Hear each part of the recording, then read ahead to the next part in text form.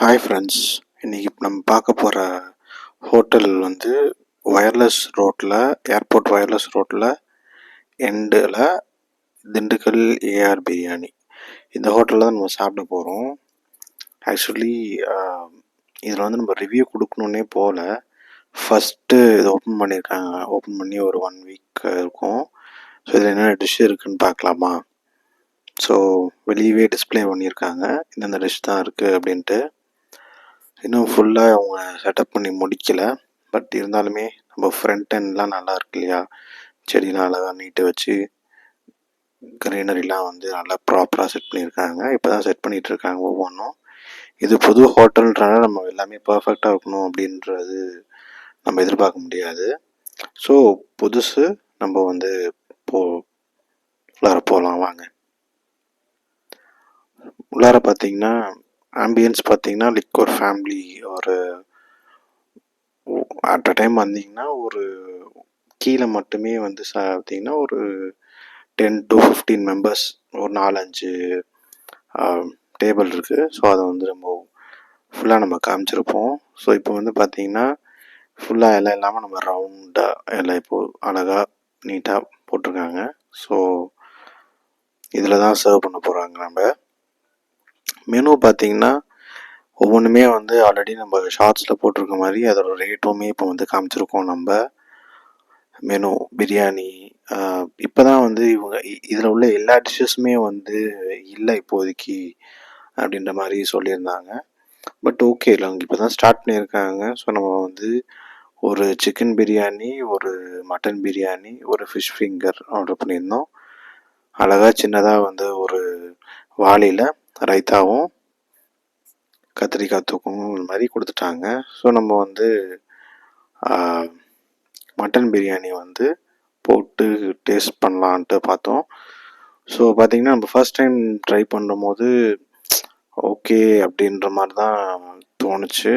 Okay, rice okay, biryani okay, அந்த taste mutton பிரியாணிக்குரிய taste இருந்துச்சு. என்ன ஒன்று, அதில் வந்து நம்ம சாப்பிடும்போது எனக்கு பர்சனலாக நான் ஃபர்ஸ்ட் டைம் எதிர்பார்க்கும்போது ரொம்ப ஈகராக போயிட்டேன். ரொம்ப ஆவலாம் நல்லா சாப்பிட்லாம் அப்படின்ட்டு. அப்படி போகும்போது பார்த்தீங்கன்னா எனக்கு தால்ச்சா, அந்த பிரியாணி, அந்த ரைஸ்லாம் கூட நல்லா குக் ஆயிருந்துச்சு. பட் ஆனால் மீட் வந்து ப்ராப்பராக வந்து குக் ஆகலை. ஸோ இதை நான் வந்து ஏன் ஸ்டார்டிங்கே சொல்கிறேன் அப்படின்னா, நம்ம சாப்பிட்றதுக்கு முன்னாடியே என்னடா அவன் சொல்கிறான் அப்படின்லாம் எடுத்துக்காமல், நான் முன்னாடியே நான் டெஸ்ட் எப்படி சொல்கிறது, சாப்பிட்ற மாதிரி இருக்கா, குழந்தைங்க கூட நம்ம சின்ன பசங்க கூட சாப்பிட்ற மாதிரி இருக்கா அப்படின்னு தான் நான் பார்ப்பேன். பட் ஆனால் மீட்லாம் ப்ராப்பராக குக் ஆகலை அப்படின்னு நம்ம வேறு மீட்டை வந்து பார்த்தோம். ஸோ வேறு மீட்டை வந்து எடுத்துகிட்டு வாங்க, அதுவுமே வந்து ப்ராப்பராக குக் ஆகலை. ஸோ நம்ம வந்து இது நெகட்டிவ் ரிவ்யூ அப்படின்னு கிடையாது, இல்லை நம்ம இதை கொடுக்கணும் பேர்லாம் கெடுக்கணும் அப்படின்றது கிடையாது. ஜஸ்ட் நாங்கள் சாப்பிடும் போது பீஸ் வந்து நல்லா இல்லை, அந்த பீஸோட வேகலை, அதுதான் மெயின் ப்ராப்ளமே அங்கே. மற்றபடி ரைத்தாலேருந்து பிரியாணியோட டேஸ்ட் எல்லாமே ஓகே. நாங்கள் போகும்போது எங்களுக்கு இந்த ஒரு எக்ஸ்பீரியன்ஸ் ஏற்பட்டுச்சு.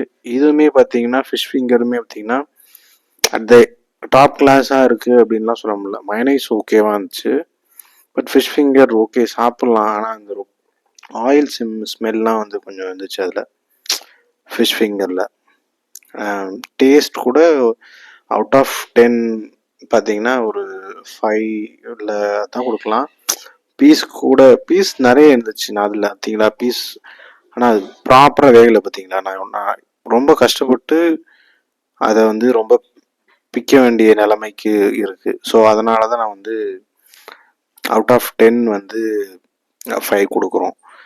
இது சிக்கன் பிரியாணி கூட வந்து பார்த்தீங்கன்னா ஓகேன்ற மாதிரி வெந்திருந்துச்சு, பட் ஃபுல் ஃப்ளெட்ஜாக அதே மாதிரி தான் இப்போ தானே ஆரம்பிச்சிருக்காங்க. ஸோ போக சரி பண்ணிக்குவோம் வாங்கன்னு நம்புகிறேன்.